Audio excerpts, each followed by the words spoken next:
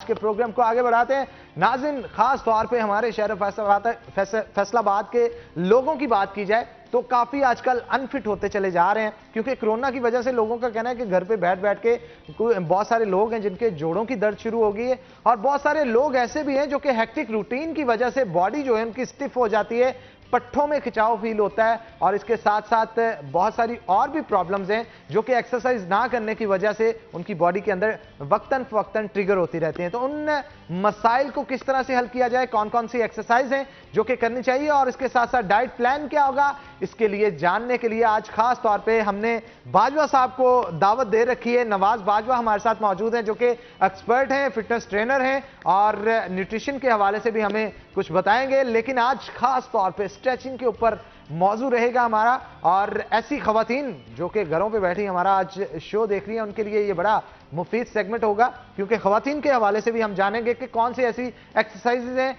या स्ट्रेचेज हैं जो कि करने के बाद आप अपनी बॉडी को ट्यून अप कर सकती हैं, और इसके साथ साथ मर्द हजरात के लिए जो कि हेक्टिक रूटीन की वजह से बॉडी को स्टिफ कर लेते हैं और स्टिफनेस की वजह से फिर अल्टीमेटली उनकी कमर में पेन शुरू हो जाती है, उनकी टांगों में पेन शुरू हो जाती है और खिंचाव पूरी बॉडी के अंदर महसूस होता है, तो उसकी वजह से फिर मसाज भी उनको करवाना पड़ता है। लेकिन आप डेली रूटीन के साथ अगर स्ट्रेचिंग करते रहेंगे, कौन कौन सी टेक्निक्स है स्ट्रेचिंग की, ये तमाम तर चीजें नवाज बाजवा से जानेंगे। वेलकम टू द शो जी। सबसे पहले तो ये बताइएगा कि जर्नल एक्सरसाइजेज या वॉक के हवाले से बताइएगा, मसल स्टिफनेस को दूर कैसे किया जा सकता है? वॉक इसकी एक बहुत अच्छी मिसाल है। वॉक आप करते हैं तो ऐसा ऐसा फिर आप रनिंग की तरफ आते हैं। रनिंग आपकी एक एक्सरसाइज है जो आपका फुल बॉडी वर्कआउट है। इसके अलावा स्विमिंग, हॉर्स राइडिंग, ये 3 वर्कआउट्स ऐसे हैं जिसमें आपकी पूरी बॉडी इस्तेमाल होती है। इसमें भी आपकी पूरी बॉडी के सारे मसल जो हैं वो यूज़ होते हैं और स्टिफनेस कम भी होती है। अगर इसके बाद आप स्ट्रेचिंग करते हैं तो वो कह लें सोने पे सुहागा हो जाता है, आपकी बॉडी रिलैक्स हो जाती है, स्ट्रेस लेवल आपका रिलीज़ होता है, बॉडी के जितने आपके जॉइंट्स हैं वो मोबिलाइज होते हैं, ब्लड सर्कुलेशन आपकी तेज़ होती है। और अगर आप स्ट्रेचिंग करते हैं वर्कआउट के बाद, ठीक है, तो आपकी जो बॉडी में मसल में ब्लड का फ्लो है वो तेज़ होता है, जिसकी वजह से आपका वेट लॉस भी बेहतर तरीके से होता है, मसल गेन भी बेहतर तरीके से हो सकता है, और आपके वर्किंग आवर्स वो बहुत बेहतर हो जाते हैं। जितना वर्कआउट करने के बाद आपकी बॉडी में स्ट्रेस आता है, फटीक आती है, थकावट आ जाती है, तो उससे भी आप रिलैक्स हो जाते हैं। अच्छा, आप क्या कहेंगे, बहुत सारे एथलीट्स ऐसे होते हैं जो कि टफ एक्सरसाइज की वजह से मसल स्टिफ कर लेते हैं और अल्टीमेटली वो स्ट्रेचिंग नहीं करते, और स्ट्रेचिंग ना करने की वजह से अचानक जब एक्सरसाइज की तरफ आते हैं तो उससे उनकी बॉडी के अंदर बहुत सारे मसाइल जन्म लेना शुरू हो जाते हैं। अक्सर औकात आपने भी देखा होगा जिम के अंदर जो बंदे आते हैं डायरेक्टली और स्ट्रेचिंग करने की बजाय वेट उठाना शुरू कर देते हैं, मसल्स पुल हो जाते हैं उनके, उस पर क्या कहेंगे आप? कोई भी प्रोफेशनल एथलीट ऐसा नहीं इंटरनेशनली मेरे ख्याल में जो स्ट्रेचिंग ना करता हो, क्योंकि स्ट्रेचिंग को मदर ऑफ ऑल स्पोर्ट्स बोला जाता है। कोई भी आपने स्पोर्ट्स करनी है, क्रिकेट करनी है, फुटबॉल है, हॉकी है, वॉलीबॉल है, कोई भी स्पोर्ट्स है, तो उसमें आपको फ्लेक्सिबिलिटी चाहिए। फ्लेक्सिबिलिटी के बगैर आप कोई भी स्पोर्ट्स बेहतर तरीके से परफॉर्म नहीं कर सकते। तो फ्लेक्सिबिलिटी को इन्हांस करने के लिए स्ट्रेचिंग सबसे लाजमी चीज़ है। अक्सर देखा गया है जिम में हमारे यंगस्टर्स आते हैं, कई पुराने एथलीट्स भी हैं जो काफ़ी पुराने भी आते हैं, वो आके डायरेक्ट वेट ट्रेनिंग से स्टार्ट कर देते हैं, हैवी वेट लिफ्ट किया तो फिर नतीजतन उनके कहीं ना कहीं पेन निकल आती है, ओवर स्ट्रेस निकल हो जाता है। अच्छा, वो फिर तरीकाकार ये होता है कि स्ट्रेस निकलता भी काफी देर के बाद है, मतलब आप जनरली जब एक्सरसाइज स्टार्ट करते हैं तो एक्सरसाइज स्टार्ट करने के बाद मतलब महीना लगा लें, 2 महीने लगा लें, उसके बाद आपका मसल पुल होता है, तो वो फिर जब इस तरह की पेन निकलती है तो वो काफी देर जाती भी नहीं है। बिल्कुल ऐसे ही है, क्योंकि आप एंगल इस तरह का लगाते हैं, बॉडी आपकी वार्म अप नहीं है, जॉइंट्स आपकी मोबिलाइज नहीं है, आपके कोर का टेम्परेचर ज़्यादा नहीं है, तो आपकी बॉडी जो है वो हैवी लिफ्ट करने के लिए तैयार नहीं होती। तो आप जब एकदम उस पर बर्डन ऐड करते हैं तो कोई ना कोई इस तरह का काम हो जाता है कि बॉडी पे ओवर स्ट्रेच आ जाता है और आपका जो मसल है वो पुल हो जाता है, और वो काफ़ी देर तक वो चीज़ चलती रहती है। बहुत सी लोगों के शोल्डर के जॉइंट्स में ये पेन होती है, चेस्ट प्रेस करते हुए, शोल्डर प्रेस करते हुए, लैटरल रेजेस करते हुए, कोई भी वर्कआउट करते हुए, वो जब वो उसको स्ट्रेचिंग नहीं करते, डायनामिक स्ट्रेचेज नहीं करते, अपना कोर का टेम्परेचर नहीं बढ़ाते, अपनी बॉडी को उसके लिए तैयार नहीं करते, तो जिम में हमेशा देखा गया कि हम लोग वेट स्लोली ऐड करते हैं कि आपने पहला सेट किया तो लाइट वेट के साथ वार्म अप करें, उसके बाद स्ट्रेचेस करें, बॉडी को टाइम दें, आप वार्म अप होते हैं, जब जाते ही आप वेट लिफ्ट करते हैं तो आप नहीं कर सकते। लाइक ऐसे ही कि एक बंदा सोया उठा है तो उसको आप उठते सार भगा दें तो उसे भागा नहीं जाएगा, आहिस्ता आहिस्ता वार्म अप होगा, चले फिरेगा, होश में आएगा, बॉडी में ब्लड की सर्कुलेशन होगी तो वो भाग सकता है। अच्छा, यहाँ पे हमारे एक मिसकंसेप्शन बहुत ज्यादा पाया जाता है नौजवान लोग जो हैं वो इस चीज़ को हद तक समझते हैं कि किसी से कोई चीज़ पूछ लें एक्सरसाइज के हवाले से। वो आते हैं, अगर उनको शोल्डर्स पसंद है तो 6 दिन में से 3 दिन शोल्डर्स की गेम लगाएंगे, 1 दिन चेस्ट की और 1 दिन बाजू की, और टांगे इतनी इतनी होती हैं। इसको आप क्या कहेंगे कि प्रॉपर टाइम देना चाहिए पूरी बॉडी को। अगर आप बाइसेप ट्राइसेप लगा रहे हैं, बाद में आप चेस्ट भी लगाएं, लेग्स की एक्सरसाइज भी करें, शोल्डर्स की भी करें, बैक की भी करें, देन ही आपकी बॉडी अच्छी लगेगी। हाँ भैया, आपने बहुत ज़रूरी और बहुत अच्छा सवाल किया है। मोस्टली बच्चे आते हैं कि मुझे सिर्फ ना बाइसेप्स चाहिए, बाकी मैंने कुछ नहीं करना। उन टी शर्ट पहननी होती है ना, टी-शर्ट पहननी, सिर्फ मुझे ये चाहिए। और बाइसेप के पीछे भाई ट्राइसेप भी है, हाँ। जो आपके बाजू का तकरीबन 70% है बाइसेप तो। अच्छा, मोस्टली जब जिम में हम भी जाते देखते थे, कुछ लोग ऐसे करते तो अजीब सी बेढंगी सी बॉडी बन जाती है। बिल्कुल ऐसे ही, मतलब फ्रंट से वो पंप होना और पीछे से चिपटा बाजू, मतलब अजीब सा लगता था। अनबैलेंस है, अनबैलेंस। सिमेट्री में अच्छा लगता है, मतलब आपकी पूरी बॉडी में बैलेंस होना चाहिए। अगर अब आपका अपर पोर्शन बड़ा है तो नीचे का लोअर पोर्शन जो कोर है वो भी उसी हिसाब से स्ट्रेंथ होना चाहिए। तो बच्चे अवॉइड करते हैं लेग स्ट्रेन करने से। आप 80% लोग, 90%, इवन प्रोफेशनल्स भी, बहुत सारे प्रोफेशनल्स भी मैंने देखे हैं कि ऊपर से पैक्स भी, एब्स भी बने हैं, बाजू भी अच्छे खासे हैं और आपका चेस्ट भी बेहतरीन बनी हुई है, लेकिन जब बात आती है वो शॉर्ट्स नहीं पहनते। इसी वजह से उनको एक्सपोज हो जाएंगे छोटी छोटी टांगों से। हम ना उसको जिम में बोलते हैं Johnny Bravo. Johnny Bravo cartoon लगते हैं। हाँ, हाँ। वो ऊपर से बहुत बड़ा है, टांगे उसकी छोटी छोटी। तो 90% लोग अवॉइड करते हैं। आपकी पूरी बॉडी में सबसे बड़ा जो मसल है वो क्वाड्स का मसल है आपका। आपकी बॉडी की फाउंडेशन जो है वो आपकी लेग्स हैं। आपने गेन करना है, आपने लूज करना है, तो लेग्स उसमें सबसे इंपॉर्टेंट चीज़ है। आप अच्छे तरीके से अगर लेग्स का वर्कआउट करते हैं तो आपकी बॉडी नेक्स्ट 48 आवर्स तक आपकी कैलोरी जो है वो बर्न करती रहती है। अब मैं जॉन अब्राहम का एक इंटरव्यू देखा था, उसमें उसने बताया कि मेरी थाइस की वजह से मुझे एशिया का सेक्सिएस्ट पर्सन जो है वो काउंट किया गया। तो अपनी थाइस को भी इंपॉर्टेंस देनी चाहिए। टांगे जो हैं उसने सारा दिन वर्किंग में सबसे ज्यादा टांगे रहती हैं। आपको लेके लेग्स नहीं चलना है, खड़े आपने लेग्स पे। तो जितनी ज्यादा लेग्स पे स्ट्रेंथ होगी, मेरा ख्याल है बाकी बॉडी, आपकी बॉडी अल्टीमेटली डबल हो जाती है, आपकी बाकी लिफ्टिंग भी डबल हो जाती है अगर आपकी लेग्स जो है वो स्ट्रांग है। क्योंकि अगर आपने वेट लिफ्ट करना है खड़े होकर तो आपने लेग की बेस पे ही करना है। आपने भागना है, कोई भी काम करना है तो लेग्स की बेस पे ही करना है। पर हमारे जो नौजवान है वो इससे हमेशा अवॉइड करते हैं। अगर करेंगे भी तो हम उसको बोलते हैं चोरी ट्रेनिंग करना। थोड़ी सी की, जब तकलीफ होने लगी बस कर दी। इसको डेवलप करना बहुत ज़रूरी है। थोड़ा मुश्किल है, बट जब आप इसमें ऐड अप करते जाते हैं तो आपको मज़ा आना शुरू हो जाता है। फिर लेग्स के बगैर आपका गुजारा नहीं होता। सबसे बड़ा मसल आपकी बॉडी का लेग्स ही है और सबसे ज़रूरी मसल भी यही है। अच्छा, जिम कोई भी ज्वाइन करता है ना, एक बहुत मुश्किल फेज आता है उसके लिए। जितना मर्जी घर से वो अपने आप को तैयार करके लेके जाए, जब 5-6 दिन करता है ना, क्रैम्प्स शुरू होते हैं बॉडी के अंदर। उसके बाद 80% लोग वापस भाग जाते हैं, उनसे नहीं हो पाता।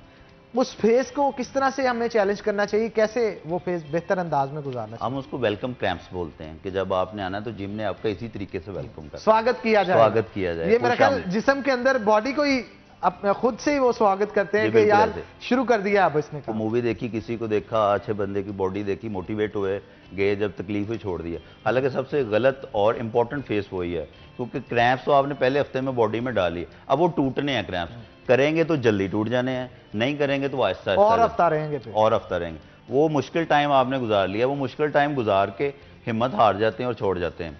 अगर आप करते रहते हैं तो दूसरे हफ्ते आप भी माशाल्लाह बिजी आदमी हैं, ऑन ऑफ करते हैं, हफ्ता 2 हफ्ते करते हैं, आपका भी मुश्किल होता है, रूटीन में आ जाते हैं तो ठीक हो जाता है, वरना कुछ शो आ जाता है तो आप भी छोड़ जाते हैं। इसी तरह कि उस टाइम में आपको हिम्मत करनी पड़ी। ये आपकी सेल्फ डिटर्मिनेशन है, कमिटमेंट है आपकी। अगर आप सेल्फ कमिटेड नहीं है तो आप नहीं कर सकते, कुछ भी नहीं कर सकते। बिल्कुल जी, कोशिश तो हर शख्स की होती है, मेरी भी कोशिश होती है कि जिम को टाइम दूं, लेकिन अल्टीमेटली फिर टाइम जब नहीं मिलता, फिर साल 2 साल बीच में गैप आ जाता है। सर जन्नत में हर बंदे को जाना है, वो मरना कोई नहीं चाहता। बॉडी हर बंदे को चाहिए, मेहनत कोई नहीं करना, मेहनत कोई नहीं करता। लेकिन अब कोशिश करनी चाहिए, हमें अपनी टाइमिंग्स को सेट करना चाहिए। असल में कुछ हमारे यहाँ पे यूं भी है ना कि अगर किसी की इवनिंग शिफ्ट में ड्यूटी है तो वो रात लेट नाइट फ्री होता है। तो यहाँ पे कोई अल्टीमेटली ऐसा जिम तो है नहीं कि 24 आवर्स जो है वो खुला रहे और वहां पे जाके बाद में एक्सरसाइज कर पाए। लेकिन आप फिर भी सुबह के टाइम जा सकते हैं। अपनी रूटीन को सेट करना होता है, रूटीन जिस बंदे की सेट है वो दोनों काम बेहतरीन अंदाज में कर सकता है।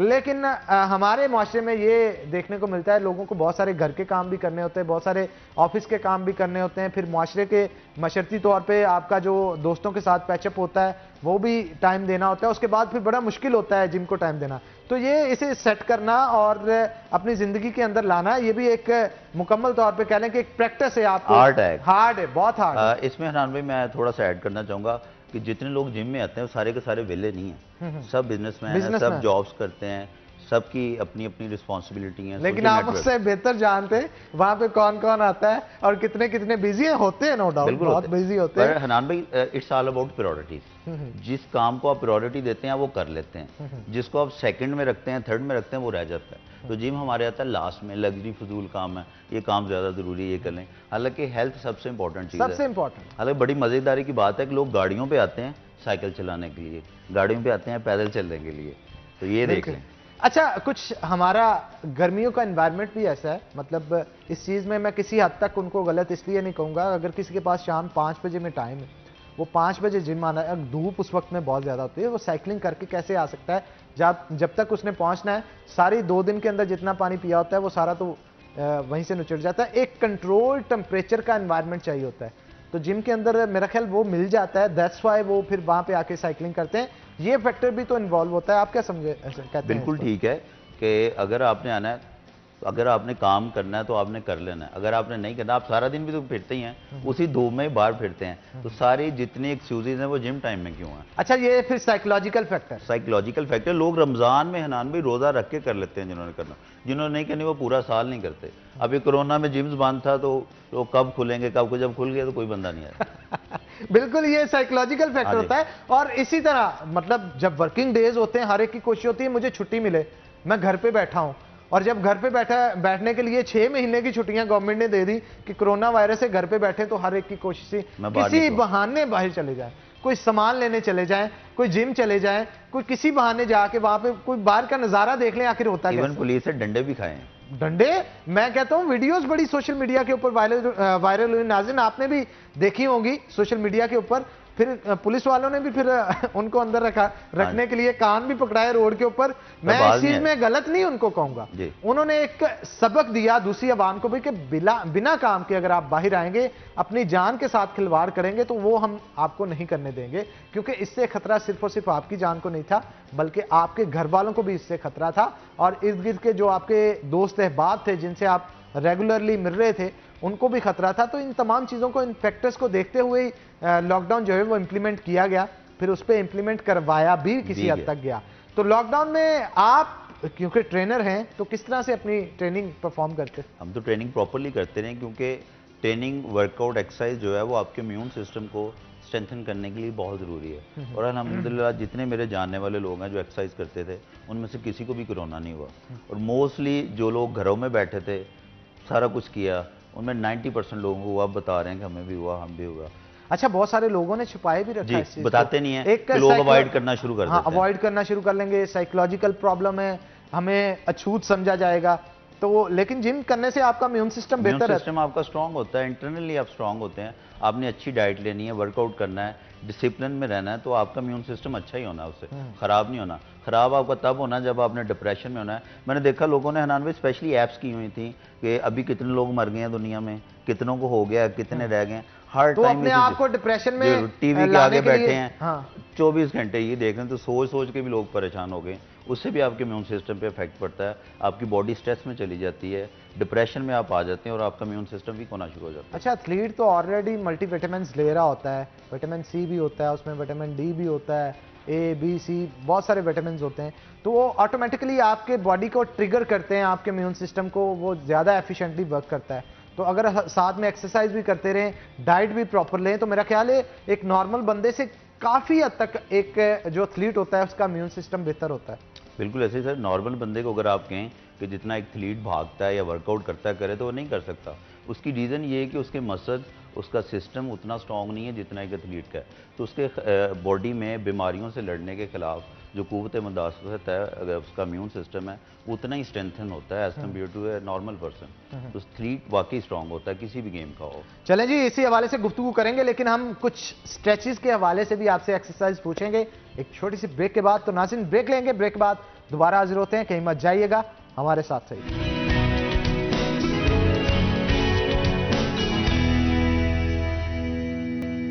वेलकम बैक नाज़रीन, ब्रेक के बाद खुशामदीद। हमारे साथ नवाज बाजवा मौजूद हैं और मुख्तलिफ एक्सरसाइज जो मैं गुफ्तगू कर रहा था ब्रेक से पहले के स्ट्रेचेस के हवाले से हम पूछेंगे। तो Nawaz Bajwa, over to you. अब हमें बताएं कौन कौन सी एक्सरसाइज होंगी और कैसे कैसे परफॉर्म कर सकते हैं, और मेरा ख्याल जो स्ट्रेचेस बताएंगे ये घर पे भी परफॉर्म किया जा सकता है। बिल्कुल, आप कहीं पे भी कर सकते हैं, इसके लिए स्पेसिफिक एरिया की ज़रूरत नहीं है, एक बंदा होना चाहिए जो आपको करवा सके। तो सबसे पहले तो हम फुट को स्ट्रेच करेंगे, जिसके आपका हैमस्ट्रिंग का मसल जो है वो सारा स्ट्रेच होगा, यानी पाँव के टो। अच्छा, यहाँ पे मुझे एक सवाल पूछना है कि अगर आपके पास कोई ऐसा बंदा नहीं है जो कि एक्सरसाइज करवा पाए, आप खुद से इसे कैसे परफॉर्म करें? आप खुद से इसे खुद भी कर सकते हैं। ठीक है, मतलब आप फिर लेट के नहीं करेंगे? लेट के करने का मकसद ये है कि दूसरा बंदा हो, आप टोटल रेस्टिंग पोजीशन में।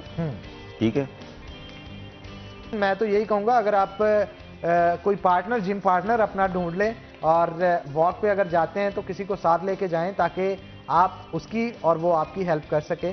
तो टोस जो हैं उनको प्रेस किया जाएगा। जी बिल्कुल, इसको आप स्ट्रेच करेंगे। ठीक है, अप टूवर्ड्स हेड, तो आपका जितना हैमस्ट्रिंग का मसल है वो, ठीक है, जो स्ट्रेच्ड होगा, स्ट्रिप्ड होगा। आपने अक्सर देखा होगा लोगों से पैरों के बल नहीं बैठा जाता, वो नॉर्मली ऐसे बैठ जाएंगे, पूरा नहीं बैठ सकते। उसकी रीजन ये है कि उनके हैमस्ट्रिंग वीक होती है।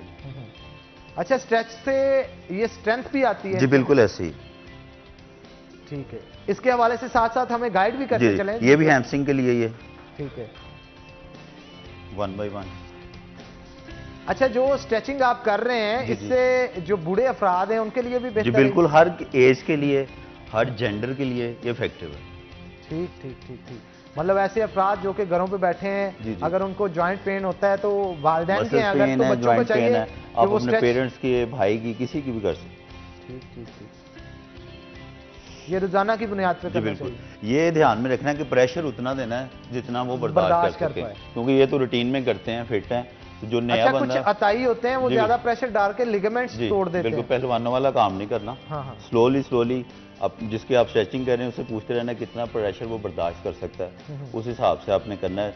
जो बंदा नहीं करता कभी भी, बॉडी उसकी स्टिफ है, वो इतनी ऊपर टांग नहीं उसकी आ सकती, तो आपने उस हिसाब से करना।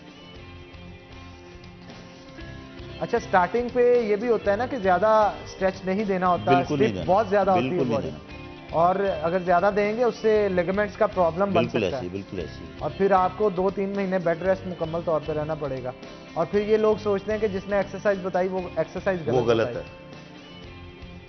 ये आपकी लोअर बैक के लिए। ठीक है। अच्छा, बाज़ यहाँ पे डिस्क भी स्लिप होती है, तो उसको भी इस तरह से बेहतर किया जा सकता है। पॉइंट पे आ जाएगी इंशाल्लाह। ये उसी के लिए, लोअर बैक के लिए। लोअर बैक के लिए लैम्बर डिस्क होती है जी यहाँ पे, और L5 तक आपकी हैं। बिल्कुल, और L1, L2, L3, L4 और L5। अगर मैं गलत 90% लोगों को इशू इनमें ही होता है।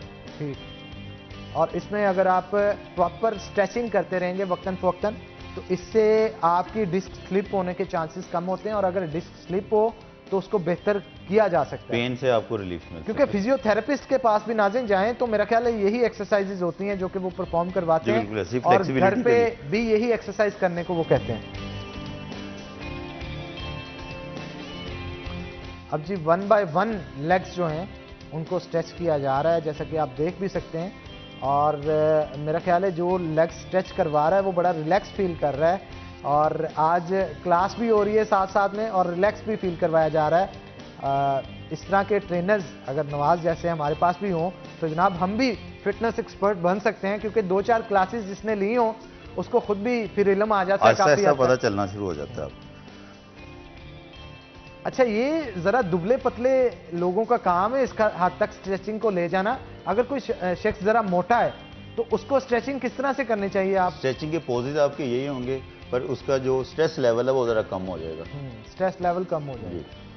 वैसे आप बॉडी में फ्लेक्सिबिलिटी है तो आप उसको इनहेंस कर सकते हैं। वही मैं देख रहा हूँ कि कमर लोअर बैक को ऊपर उठा के भी लेफ्ट राइट इस हद तक मूव कर देना बॉडी को, ये बड़ी स्ट्रेचेबल बॉडी है इनकी।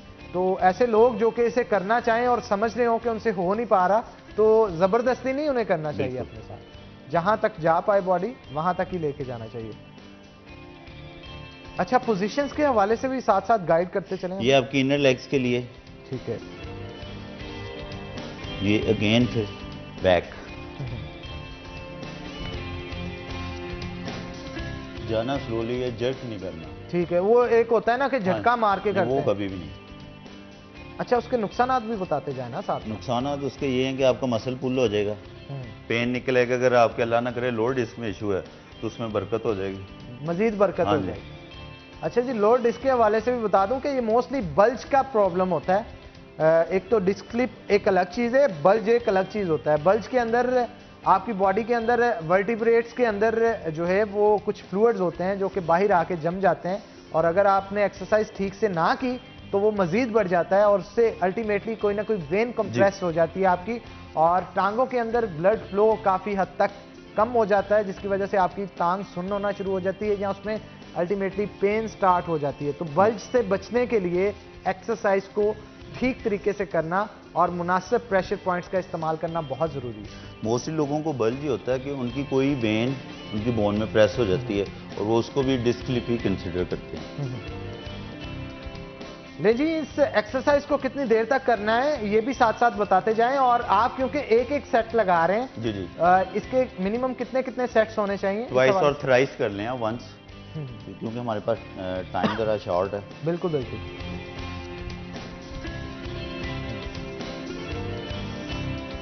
ये भी आपकी लोअर बैक के लिए आप ठीक है लेफ्ट टू राइट मूव करेंगे इसमें।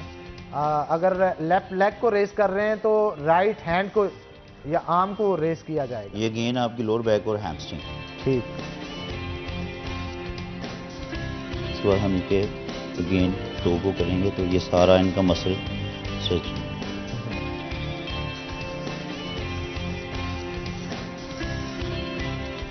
वैसे आप बड़ी नपी तुले अंदाज में जो है वो एक्सरसाइज को परफॉर्म कर रहे हैं, क्योंकि अगर इस तरह तरीके से नहीं करते जी। तो मेरा ख्याल है कोई ना कोई जोड़ हिलने का भी इसमें खर्चा माल है उसमें। तो अगर नाज़रीन से तो मैं यही दरख्वास्त करूंगा, कहीं से एक्सरसाइज भूलती है तो वो खुद करने की कोशिश ना करिएगा। यूट्यूब के ऊपर हमारे चैनल पे इसकी रिकॉर्डिंग्स मौजूद होंगी, तो उसे दोबारा निकालें और निकाल के सिटी एट 10 के प्रोग्राम में जिस तरह से नवाज बाजवा परफॉर्म कर रहे हैं एग्जैक्ट उसी पोजीशन में आप परफॉर्म करें, ताकि उससे ये प्रॉब्लम ना बाद में हो कि आपका कोई जॉइंट ना हिल जाए या लिगामेंट्स आपके जो हैं वो डिस्टर्ब ना हो। अब ये देख रहे हैं कि बच्चा रेगुलरली करता है कि बॉडी में, वही मैं देख रहा हूँ, मतलब इतना रिलैक्स होके इतना इजीली ये परफॉर्म कर रहा है। और अगर इसके बरक्स कोई और शख्स होता तो मेरा नहीं ख्याल था कि इतना इजीली वो परफॉर्म कर सकता है। अच्छा, ये तो वैसे बटिस्टा वाला स्टाइल है, लगा के रखे आप। ये देखिएगा, कैमरे के पार ना फेंक दीजिएगा इसे। अच्छा, रेसलिंग बहुत लोग देखते थे हमारे, एक दौर होता था, काफी पीक होती थी। फिटनेस हर चीज के लिए जरूरी, बहुत जरूरी। फिटनेस अगर नहीं है इवन, अच्छा ये जो आप परफॉर्म कर रहे हैं सारी एक्सरसाइज, ये खासकर जो एथलीट्स हैं उनके लिए बड़ी जरूरी है। एथलीट्स के लिए तो बोला जाता है स्ट्रेचिंग जो मदर ऑफ ऑल स्पोर्ट्स है, फ्लेक्सिबिलिटी के लिए लाजमी है। बहुत सारे लड़के लड़कियां ऐसे होते हैं जो कि प्रोफेशनल बनना चाहते हैं लेकिन उनको ट्रेनिंग्स नहीं होती ठीक से। जिम में अगर किसी से कह दें ना स्ट्रेचिंग का कि आप करें, तो जो तो पढ़े लिखे लोग हैं वो समझते हैं इस चीज़ को, दूसरे अपनी तौहीन समझते हैं। तौहीन मैं समझता हूँ कि वो समझते हैं जैसे जान छुड़वाई जा रही है। उनको कहा जाए पहले आप ये करें देन आपको बताते हैं क्या करेंगे, तो वो यूं महसूस करता है जैसे उससे जान छुड़वाने की। मतलब एक मिथ है कि जिम में आप आए तो आपने सिर्फ लिफ्ट करना है, लिफ्ट करना, ईगो ट्रेनिंग करनी है आपने और कुछ नहीं करना। ये आपका ट्राइसेप्स सारा, लैट्स बिल्कुल, और यहाँ से थोड़ा ज्यादा अगर प्रेशर और देंगे तो मेरा ख्याल बाजू ही उतर के हाथ में आ जाएगा। तो इसलिए जॉइंट्स को किस तरह से यूज करना है, किस तरह से नहीं यूज करना, ये आपको अच्छे से इल्म होना चाहिए इसके बारे में। और इल्म लेने के लिए हमारा शो देखें सिटी एट 10, क्योंकि हम आपके लिए लाते रहते हैं मुनफिद चीजें, चाहे वो डाइट के हवाले से हो या एक्सरसाइज के हवाले से। तो जनाब ये खासकर शोल्डर्स के लिए परफॉर्म की जा रही है, तो इससे जो शोल्डर का वेट लिफ्ट करते हैं जिम के अंदर, उससे आपकी स्टिफनेस जो है बॉडी के अंदर कम हो जाती है। तो इसी जो है कंटिन्यू करेंगे इसी एक्सरसाइज को, लेकिन एक छोटी सी ब्रेक के बाद नवाज ब्रेक ले लेते हैं, थोड़ा आप भी रेस्ट करें। ये जनाब तो रेस्ट लेने के मूड में नहीं है, लेकिन नाज़रीन एक ब्रेक लेते हैं, ब्रेक के बाद दोबारा हाजिर होते हैं, कहीं मत जाइएगा, हमारे साथ रहिए।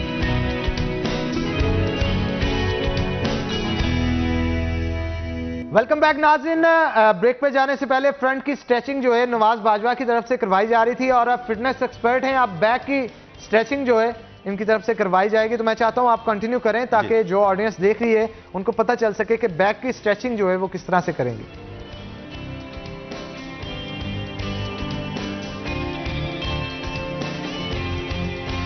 One by one.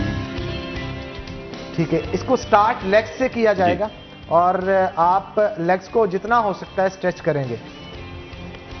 अच्छा, वैसे पहले मैंने नोट किया कि इससे पहले जो आप स्ट्रेचिंग करवा रहे थे उसमें स्ट्रेट किया जा रहा था चीजों को और खिंचाव और तनाव में लाया जा रहा था। उसकी रीजन ये है कि हैमस्ट्रिंग का मसल आपका तब एक्टिव होना है जब आपने लेग अपनी स्ट्रेट करनी है। अब ये फ्रंट क्वाड्रिसेप्स तब होने हैं जब आपने इसको बेंड करना।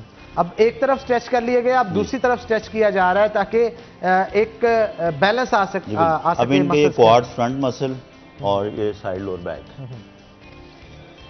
अच्छा, बॉडी के अंदर कुछ प्रेशर पॉइंट्स भी होते हैं, उन पे अगर दबाव डाला जाए तो मेरा ख्याल बॉडी के अंदर जो पेन्स वगैरह हो रही होती हैं वो काफी हद तक रुक जाती हैं। बिल्कुल।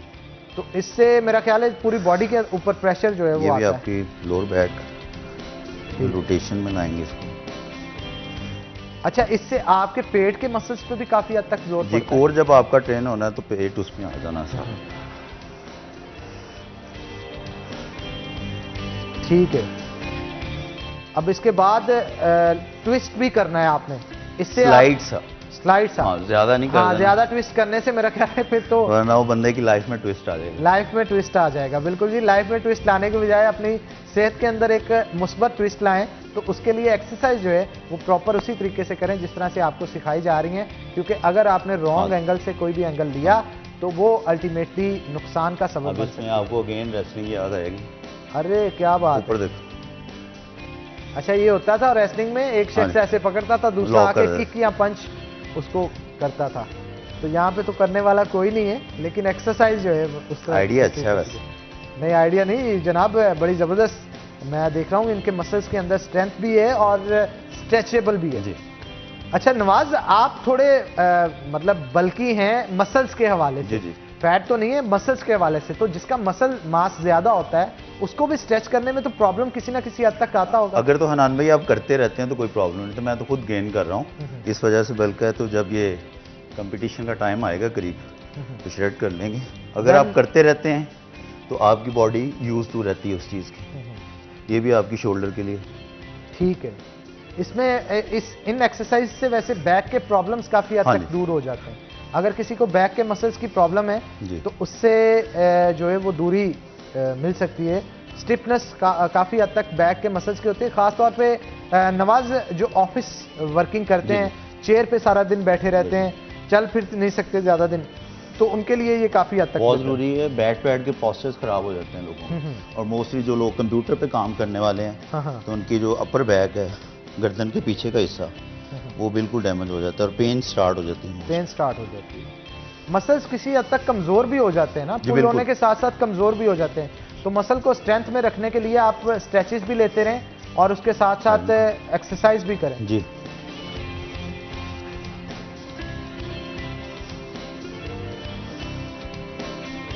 अच्छा, ये वैसे बड़ी स्ट्रेंथ है इनके मसल के अंदर और स्ट्रेचेबल भी हैं। अच्छा, काफी हद तक स्ट्रेचेबल बॉडी होने की वजह से वेट भी लॉस होता है, इसमें सच्चाई है कुछ? बिल्कुल सच्चाई। अगर आपकी बॉडी लीन है, वेट आपका इतना ज्यादा नहीं है, और आप इसका ये मतलब बिल्कुल नहीं ले सकते कि आपकी बॉडी जो है वो फ्लेक्सिबल है। ठीक है। और कितनी एक्सरसाइजेज है जनाब? मेरा ख्याल है इससे स्टिमुलेट किया जा रहा है मसल्स को। जो एक्सरसाइज की है उस एक्सरसाइज से आपके मसल स्टिफ ना हो गए हों। जैसे अभी आप बात कर रहे थे प्रेशर पॉइंट्स की, तो ये रोलर है, ये प्रेशर पॉइंट्स के डॉट्स बने इसके ऊपर। प्लास्टिक का ये आपको बाजार से आराम से अवेलेबल है। तो अगर आपकी बैक में पेन है, किसी मसल में पेन है, तो आप इससे उसको प्रेस कर सकते हैं। उससे प्रेशर पॉइंट्स जो हैं उन पर दबाव आएगा और दबाव आने से ब्लड सर्कुलेशन आपकी रेगुलर होगी और पेन से आपको रिलीफ मिलेगा। ठीक है। ये वैसे मेरा ख्याल है कि बहुत सारे लोगों को जिनको कमर की प्रॉब्लम होती है, फिजियोथेरेपिस्ट भी कहते हैं कि अपनी कमर के नीचे इसे रख के फिर लेटा करें। जी, वो इसलिए कि आपका जो नेचुरल एंगल है, पोस्चर है बॉडी का, वो ऐसे कि मोस्टली आपको रिकमेंड करते हैं ज़मीन पर सोएं या हार्ड बेड पे। उसकी रीज़न यही होती है। तो अभी इसे कितनी देर तक करना होता है बॉडी? कितनी देर? 2-4 मिनट 5 मिनट कर लें उधर में। ठीक है। कोबरा स्ट्रेचिंग ये भी आपकी लोअर बैक के लिए, इसको कोबरा स्ट्रेच बोलते हैं, जिस तरह ठीक सांप है, एक होता है। जैसे सांप अपना जी। फन खड़ा बिल्कुल करके ऐसे। जो है वो खड़ा हो जाता है। Down।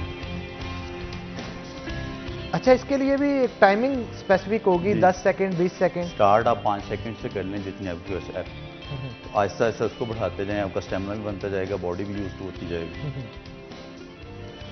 ठीक है, इससे बल्ज का प्रॉब्लम भी काफी हद तक, आपके डिस्क के बल्ज का प्रॉब्लम दूर हो सकता है।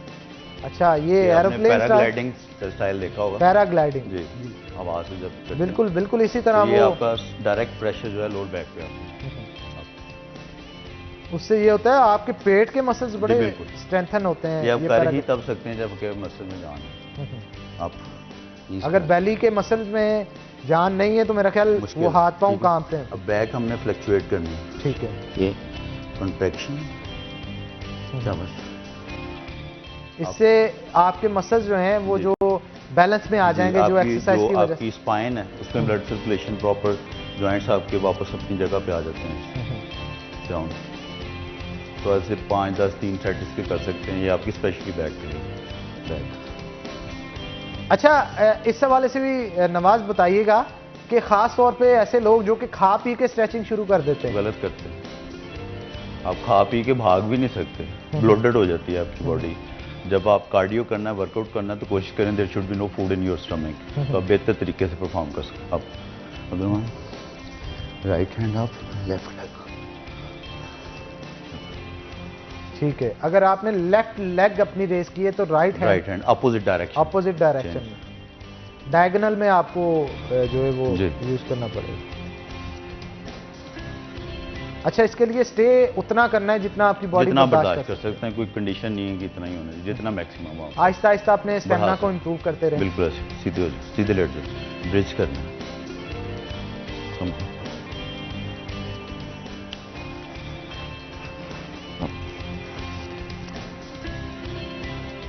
ठीक है जी, अब सीधे हो इस के भी पोजीशन में हम stretching- ब्रिज बनाना बोलते हैं। ब्रिज की पोजीशन जी। में लाना होगा इसे। जाओ। इसका क्या फायदा होता है वैसे? ये भी आपकी लोअर बैक के लिए, lower back. Lower back core आपका अच्छा, ज्यादातर प्रॉब्लम्स होते भी लोअर बैक लोअर बैक्स में। इवन उसकी जिम reason ये है करने कि के लिए, most- वेट लिफ्टर्स के लिए भी जो प्रॉब्लम्स होती हैं लास्ट पे जाके वो लोअर बैक लोअर बैक की उसकी रीजन बहुत बड़ी है हनान भाई, के हमें पता नहीं कि हमने लिफ्ट कैसे। मोस्टली लड़के वेट उठाते हैं ऐसे सीधे। बिल्कुल जब एग्जैक्टली आपने ऐसे। बैक राउंड करनी है तो सारा प्रेशर आपकी लोअर बैक पे आना है, तो सिर्फ अवॉइड करने का पेन से बेहतर जी का नी बेंड कर लें। नी Chest बेंड up करें, रखें। स्ट्रेट रखें कमर को। कभी भी आपकी बैक में पेन नहीं होगी। किसी भी वर्कआउट में ये ध्यान में रखें, कोई भी वर्कआउट करना है तो आपकी chest up, back in, knees bend. क्योंकि आपकी कमर में जो रीढ़ की हड्डी है वो बिल्कुल स्ट्रेट होती है। जब बिल्कुल। आप उसको झुकाते हैं तो वो यू का एंगल बनाती है, बिल्कुल और जब ऐसे। यू का एंगल बनाते हैं तो उससे डिस्क बल्ज होने के चांसेस होते हैं। तो ये था जनाब आज का सेशन नवाज बाजवा की जानिब से, जो कि स्ट्रेचिंग का बताया गया। बहुत शुक्रिया नवाज Thank शो you। में आने के लिए, और बड़ी मुफीद एक्सरसाइजेज हैं जो कि आपने बताई। तो नाज़रीन, ब्रेक लेंगे, ब्रेक के बाद हमारे साथ कुछ न्यूट्रिशनिस्ट मौजूद होंगे और उनसे गुफ्तगू करेंगे डाइट के हवाले से, उनका क्या कहना है उनसे भी जानेंगे। तो एक ब्रेक लेंगे, ब्रेक के बाद दोबारा हाजिर होते हैं। कहीं मत जाइएगा, हमारे साथ रहिएगा।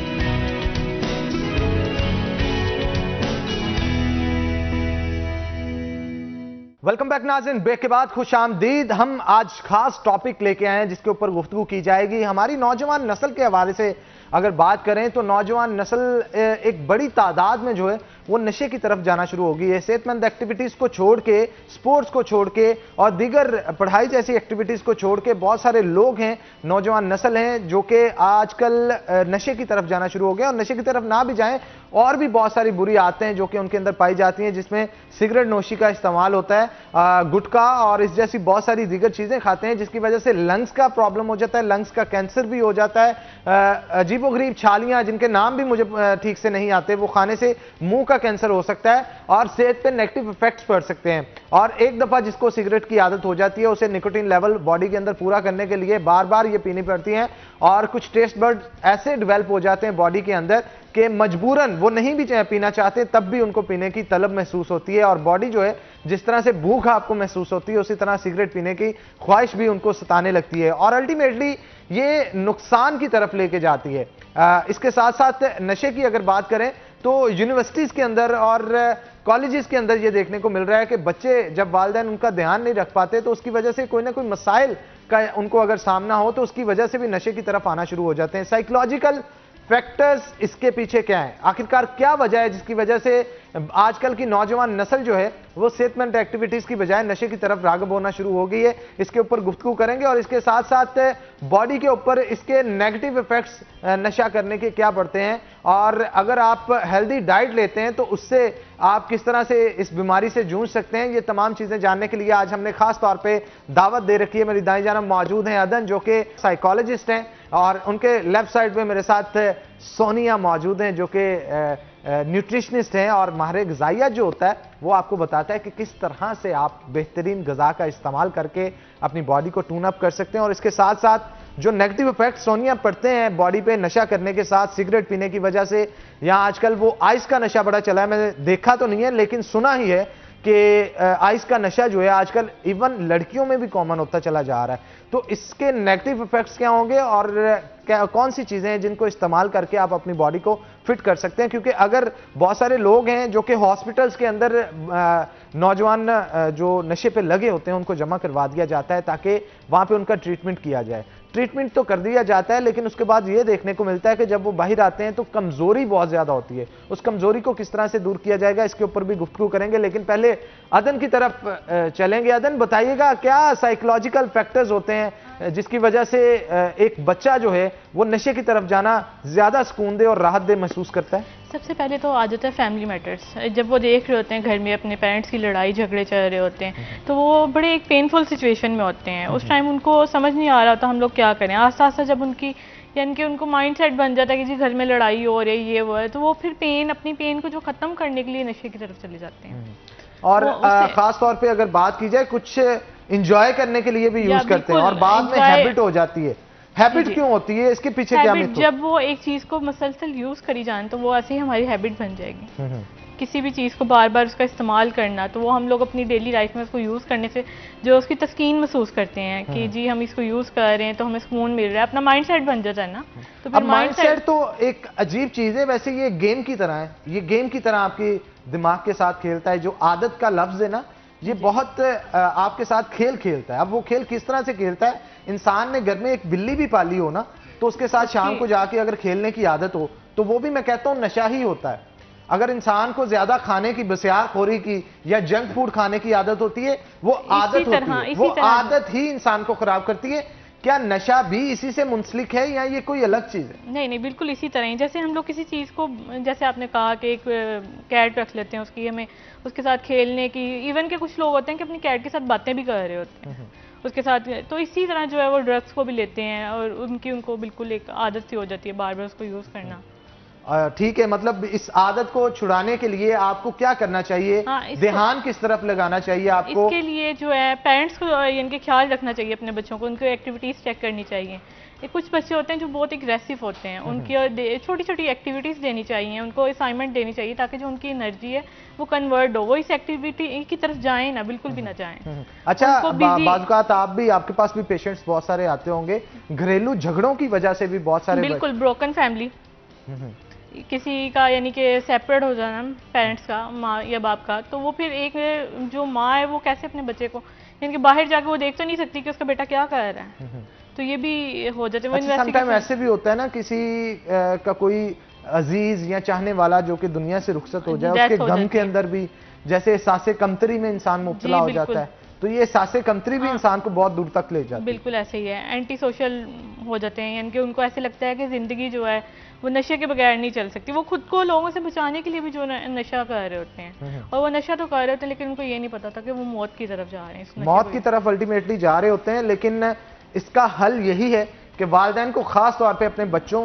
पे ध्यान देना चाहिए, एक्टिविटीज देखनी चाहिए, उनकी कंपनीज देखनी चाहिए कि वो किस तरह के लोगों में बैठ रहे हैं, उनके पीयर ग्रुप्स कैसे हैं, उनके फ्रेंड्स कैसे हैं, किस तरह के लोगों के साथ वो गुफ्तगू कर रहे हैं। क्योंकि कहा जाता है बड़ा इफेक्ट डालती है इंसान की पर्सनैलिटी पे भी, तो अगर आपके दोस्त अहबाब भी इस तरह के हैं जो कि नशे की तरफ आपको लेके जाए तो अल्टीमेटली आपका उठना बैठना उनके साथ होगा और एक ना एक दिन फिर आप भी उस तरफ जो है वो राग़िब होना शुरू हो जाएंगे, और एक शख्स की वजह से पूरा घर जो है वो डिस्टर्ब हो जाता है और उसकी फिक्र उसके माँ बाप को खाते चली जाती है, और यही वजह होती है कि अल्टीमेटली माँ बाप भी जो है वो बीमार होना शुरू हो जाते हैं डिप्रेशन की वजह से, टेंशन की वजह से। पेरेंट्स भी ऐसे करते हैं, जब अगर वो ट्रीटमेंट करवा रहे होते हैं अपने बच्चों का तो वो थोड़ी देर के लिए इनकी करवा रहे हैं, उनको लग रहा है कि इफेक्ट्स आ रहे हैं बच्चे पे, वो छोड़वा देते हैं उसको।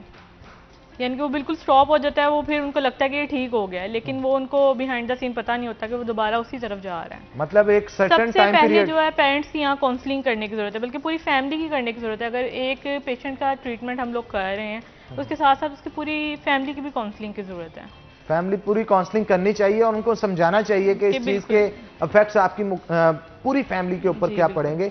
देन उनको जो है समझा के एक सराते मुस्तकीम कह सकते हैं कि एक दरमियानी रास्ते पे उनको चलाना चाहिए और फिर ही वो बेहतरी की तरफ जा सकते हैं। सोनिया भी हमारे साथ मौजूद है। सोनिया, आप क्या कहेंगे? साइकोलॉजिकल फैक्टर्स भी इन्वॉल्व होते हैं और इसके साथ साथ सेहत पे बहुत सारे नेगेटिव इफेक्ट्स आते हैं। इसके जो खाया पिया होता है वो लगता ही नहीं है बॉडी पे, रंगत काली हो जाती है। जो सिगरेट पीने वाले खास तौर पे लोग होते हैं उनके लिप्स का कलर बड़ा अजीब सा हो जाता है और आंखें पीली हो जाती हैं, जर्द हो जाती हैं, खून में लाली नहीं रहती और रंग भी पीला पड़ना शुरू हो जाता है। इस हवाले से क्या कहेंगी आप?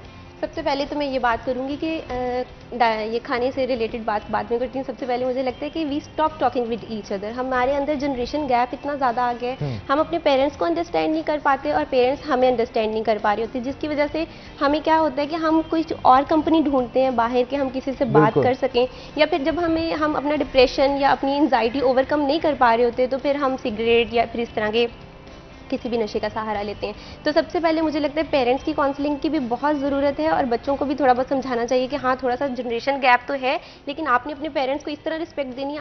आप अपने पेरेंट्स को अपना पॉइंट इस तरह समझा सकते हैं और वो आपको पॉइंट भी समझ सकते हैं, क्योंकि एटलीस्ट वो हमारे पेरेंट्स है, दे लव अस।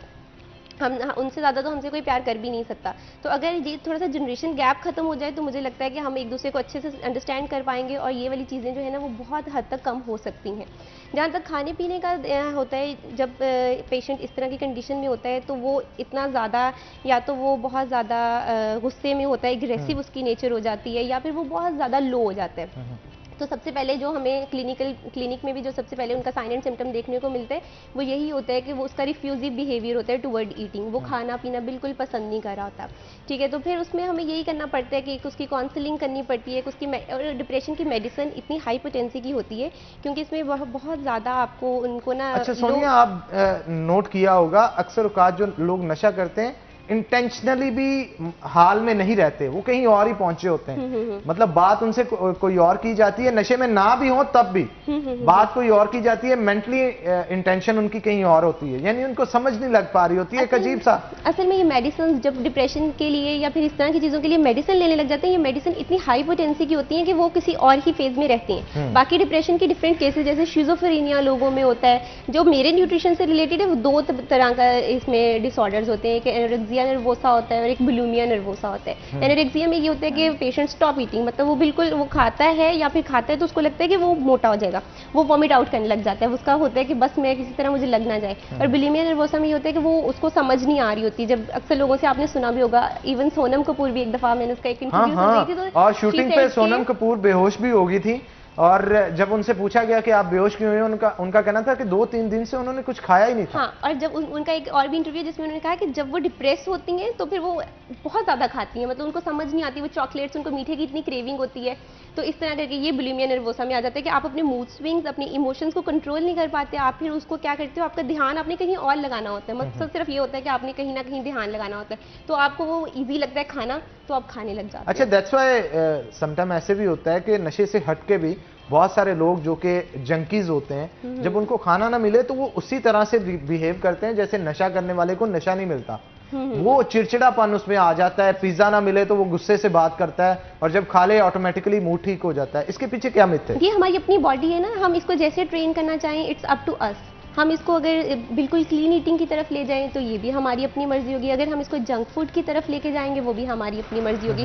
फिर बॉडी क्रेव करती है, बॉडी वांट्स के मुझे वही चीज़ वापस चाहिए, तो फिर जाहिर सी बात है जो इंसान जंक ले रहा होगा उसको बार बार क्रेविंग होगी। और आपको पता भी है जंक फूड में फैट इतनी ज़्यादा होती है क्योंकि वो उसका टेस्ट बड़ा बेटर होता है, उसको वो जाहिर सी बात है ईजी टू डाइजेस्ट हो जाते हैं, तो लोग बस उसको पसंद करने लग जाते हैं, उनको ईजी लगता है। तो इससे अगर फिर हमारी बॉडी उसका क्रेव करती है तो लोगों को क्रेविंग होती है, वो कहते हैं हमने खाना है जंक।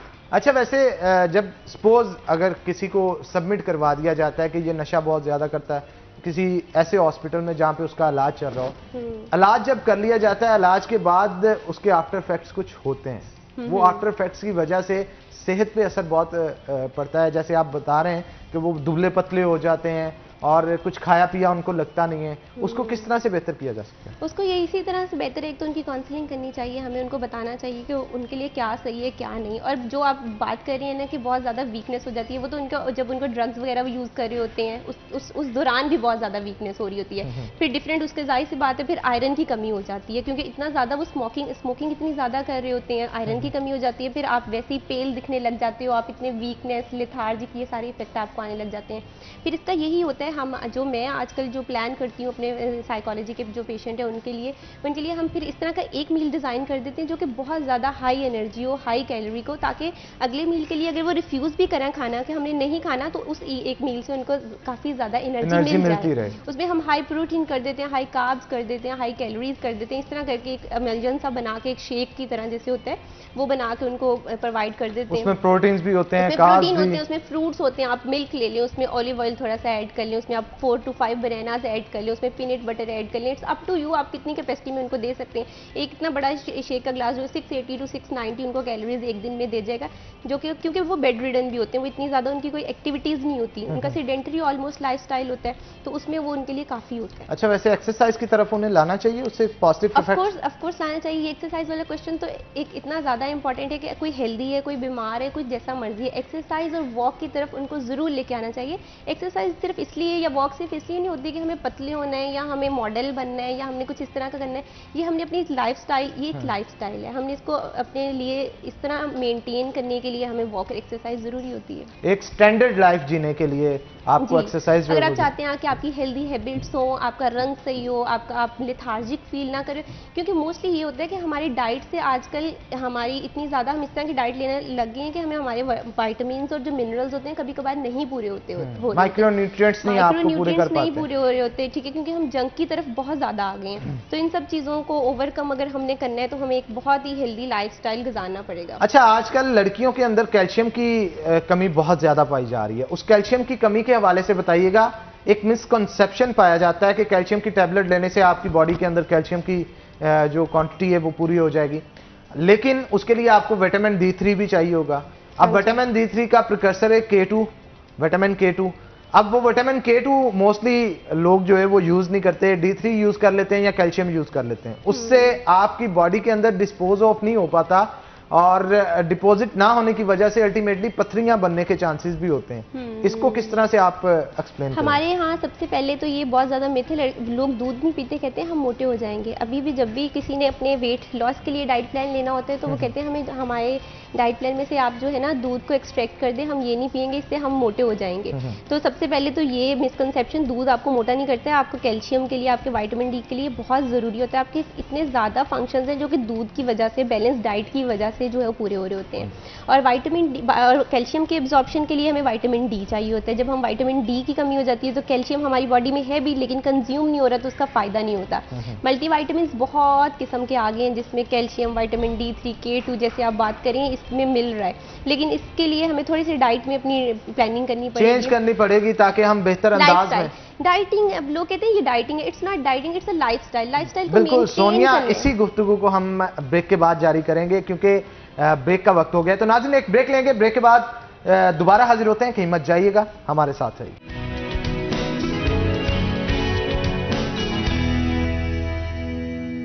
वेलकम बैक नाज़रीन, ब्रेक बाद खुश आमदीद। हमारे साथ अदन मौजूद हैं, उनसे भी गुफ्तगू करते हैं। अदन, क्या कहेंगी बच्चे जो कि बुराइयों की तरफ जा रहे होते हैं, नशे की तरफ जा रहे होते हैं, पेरेंट्स को उनको किस तरह से हैंडल करना चाहिए? कुछ बच्चे ऐसे होते हैं जिनको प्यार की ज़रूरत होती है और कुछ ज़्यादा अग्रेसिव होते हैं, उनको प्यार से समझाना होता है, लेकिन अल्टीमेटली पेरेंट्स एक हद तक करते हैं, बाद में वो भी झिड़कना शुरू कर देते हैं बच्चे को, जिसके बाद उससे बर्दाश्त नहीं हो पाता और अपने आप को राहत में लाने के लिए, डिप्रेशन को दूर करने के लिए नशे का इस्तेमाल करता है। इस चीज़ को किस तरह से हैंडल करना चाहिए? सबसे पहले जैसे मैंने पहले भी बताया कि जो पेरेंट्स हैं उनको अपने बच्चे की एक्टिविटीज़ पे जो है उन पे नज़र रखनी चाहिए, वो क्या कर रहे हैं। अब लेकिन इसमें ये सवाल पैदा होता है कि 24 घंटे तो वो बच्चे के साथ नहीं रह सकते, ट्यूशन पे जा रहा है अगर या बाहर खेलने के लिए जा रहा है कह के, तो बच्चे यही जाते हैं, तो वो उस पर ध्यान किस तरह से रख सकते हैं? कुछ करियर काउंसलिंग भी तो बच्चों की करनी होती है, उनको समझाना भी होता है कि अच्छाई क्या है, बुराई क्या है, किस तरफ जाएंगे तो जिंदगी तबाह होगी, किस तरफ जाएंगे तो जिंदगी सवरेगी। अगर उनको पहले से यानी कि घर में उनको उनकी जो मदर है उनसे बात करें, उनमें यानी कि सारी चीज़ें डेवलप छोटे होते से ही इंसान के होने लग जाती हैं। जिस तरह की उसको सोसाइटी मिलती है, घर में माहौल मिलता है, उनको गुड एंड बैड का बताया जाए कि ये चीज़ गुड है, ये बैड है, तो वो इस चीज़ को पिक करते हैं जल्दी।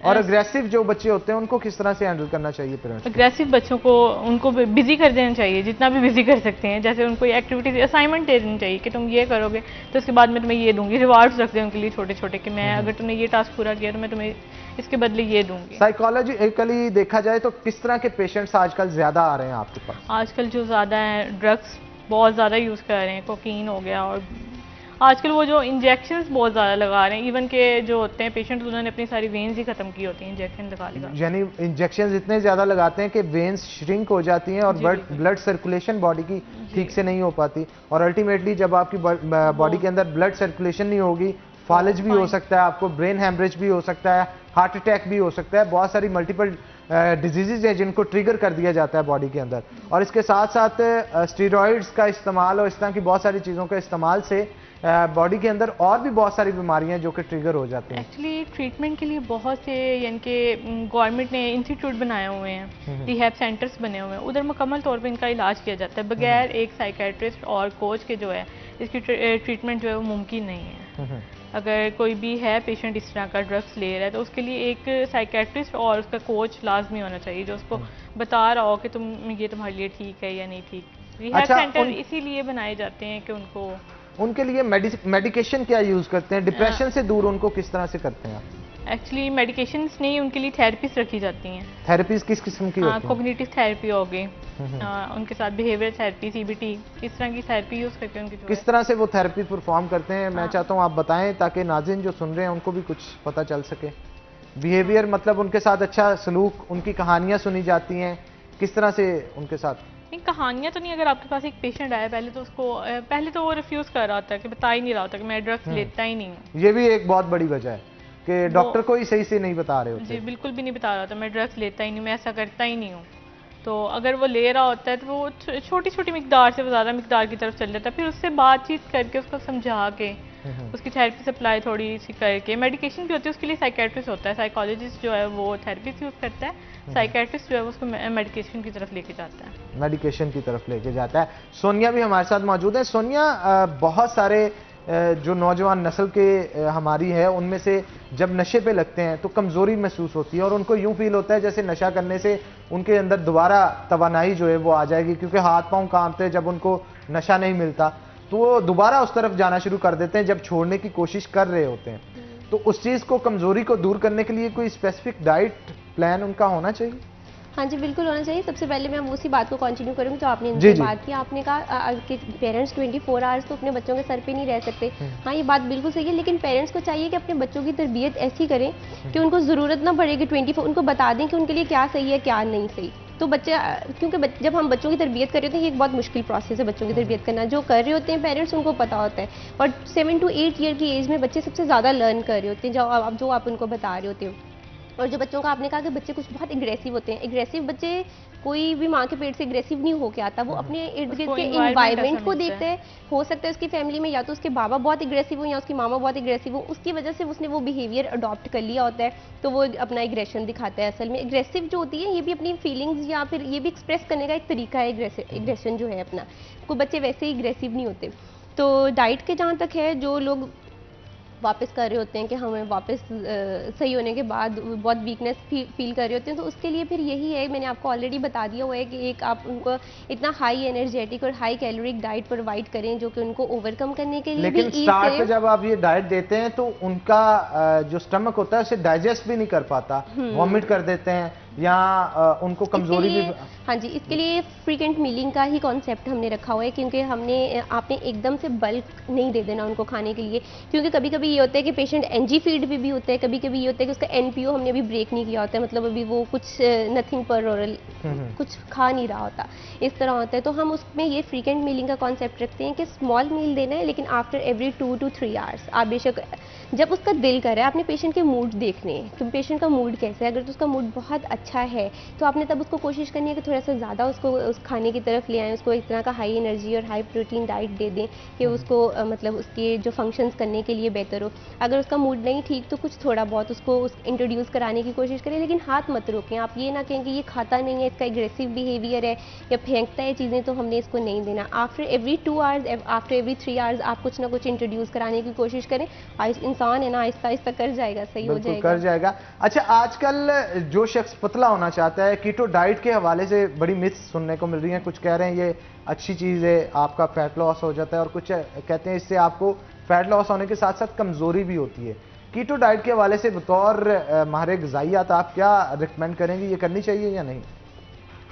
अगर तो आप बहुत ज़्यादा हाई क्लास हैं और आप अफोर्डिंग हैं और आपको लगता है कि आपकी जो डेफिशिएंसीज एक ही तरह की मेन स्ट्रीम से डाइट लेके पूरी हो रही हैं और आप उसको दूसरी तरह पूरी कर सकते हैं, तो आप कर सकते हैं। लेकिन जिस तरह का हमारे इर्द गिर्द इन्वायरमेंट है या लोग होते हैं जैसे जिनका लो सोशो इकोनॉमिक स्टेटस होता है, उसमें तो कीटो डाइट वैसे हो भी नहीं सकती, क्योंकि ये एक इंतहाई एक्सपेंसिव की डाइट है। मैं ये 2 ईयर से कर रही हूँ डाइट, इतनी भी एक्सपेंसिव नहीं है। अगर हम अपने डाइट प्लान को उसके अकॉर्डिंगली सेट कर लें, अपने देख लें कि हमारा इतना बजट है, तो हम इजीली। लेकिन इसमें ये होता है कि आपको माइक्रो न्यूट्रिएंट्स लेने होते हैं, सप्लीमेंट्स लेने होते हैं काफी। It's up to you if you want to take. अगर आप लगता है कि आप कर सकते हैं तो आप कर लें, इसमें बुराई कोई नहीं है। लेकिन हाँ, मेरे बहुत ज़्यादा एक्सपीरियंस इस तरह के हैं कि लोग कहते हैं हमें गैस्ट्राइटिस हो गया है, हमें मेरी एक डॉक्टर को लीक थी, उनके हस्बैंड ने किया। हर किसी का एक्सपीरियंस डिफरेंट होता है। आपकी बॉडी में इतनी कैपेसिटी होती होगी कि आप कर सकते हैं। मैं इसको बहुत अच्छे से डाइट को कर रही हूँ और ठीक आप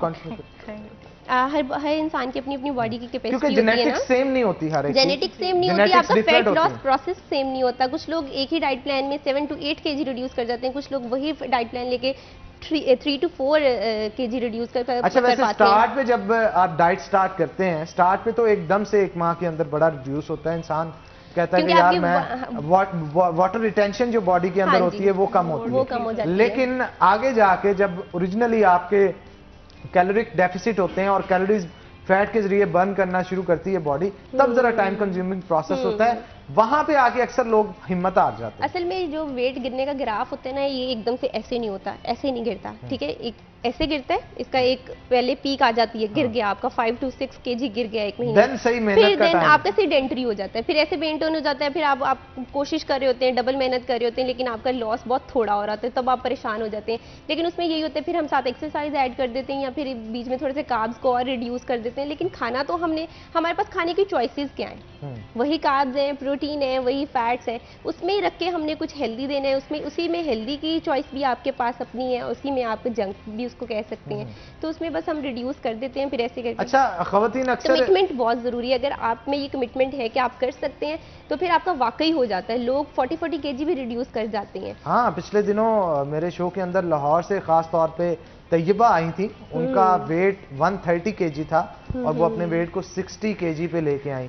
खुद भी न्यूट्रिशनिस्ट ही थी, तो उनका कहना था कि मैं FSC में जब थी तो काफी मोटी थी, तो मैंने सिर्फ और सिर्फ अपने आप पे ध्यान देने के लिए इस फील्ड को चूज किया और आज मैं लोगों के लिए इंस्पिरेशन हूँ और लोग उनको देख के फिर उनके डाइट प्लान पूछते हैं उनसे। और बहुत सारी खवातीन उनका कहना है कि मैंने काफी वेट उनका कम किया है, लेकिन ये टाइम टेकिंग प्रोसेस है और आहिस्ता आहिस्ता वेट जो है वो कम किया है। तो इसी बात को कंटिन्यू करेंगे, लेकिन नाज़रीन एक छोटी सी ब्रेक के बाद, तो ब्रेक लेंगे, ब्रेक के बाद दोबारा हाजिर होते हैं, कहीं मत जाइएगा, हमारे साथ रहिए। वेलकम बैक नाज़रीन, ब्रेक के बाद खुशामदीद। हमारे साथ अदन मौजूद है, उनसे मज़ीद गुफ्तगू जो है वो करते हैं। अदन, क्या कहेंगे, कोरोना की वजह से जब लॉकडाउन था तो बहुत सारे लोग घरों पे रहते थे और घरों पे रहने की वजह से लड़ाइयाँ झगड़े भी काफ़ी ज़्यादा होते थे, तो इसके ऊपर आप क्या कहेंगे, या लड़ाई झगड़े आखिर क्यों होते थे? क्या इंसान की नेचर ऐसी है कि एक जगह पे ज़्यादा देर रुके तो साइकोलॉजिकली वो डिस्टर्ब हो जाता है? फेस देख देख के लड़ाई झगड़े हो रहे थे, कोई एक्टिविटीज नहीं थी, ना कोई बाहर जा रहा था, घर में ही था। तो वो कुछ मीडिया ने स्पेशली वो बार बार एक न्यूज़ चल रही होती थी, जी इतने हो गए हैं पेशेंट्स, इतने हो गए हैं, बच्चों के हवाले से पूछ लेते हैं आपसे। बच्चे अक्सर प्यार के भूखे होते हैं, तो उनको जब वालिदैन प्यार नहीं करते तो उसकी वजह से बहुत वो चिड़चिड़े भी हो जाते हैं और उनकी कोशिश होती है घर से भाग जाएं। और बहुत सारे केसेस ऐसे सुनने में भी आते हैं कि बच्चे घर से उड़ के चले जाते हैं, पेरेंट्स उनको ढूंढ के वापस लाते हैं।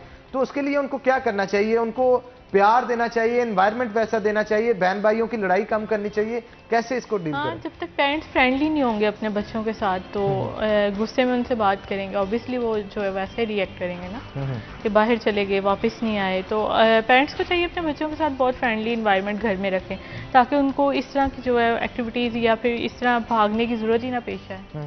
यानी हमारे कुछ कल्चर भी ऐसा है ना कि बच्चे अगर सोनिया गलती करते हैं तो पेरेंट्स उनको डांटते हैं। हालांकि अगर पहली दफा कोई बच्चा गलती करता है ना तो उसको प्यार से समझाना चाहिए, दूसरी दफा भी प्यार से समझाना चाहिए, तीसरी दफा उसे जब आदत बनना शुरू हो जाए देन डांट के आप उसको मना करेंगे तो ज्यादा बेहतरी की तरफ काम जाएगा।